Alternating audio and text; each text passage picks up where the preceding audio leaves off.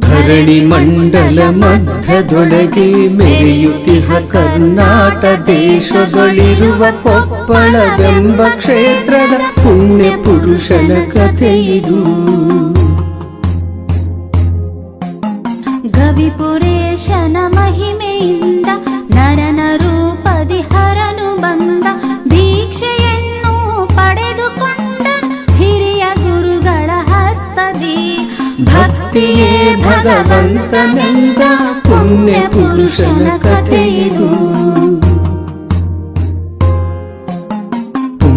ಪೀಠದಿ ತಾನು ನಿಂತು ಭಕ್ತಿ ಭಾವದ ಬೆಳೆಯ ಬೆಳೆದು ಲೋಕ ಮನ್ನಣೆ ಪಡೆದು ನಡೆದನು ಗುರುಗಳ ಪದ ಪಾಲಿಸಿ.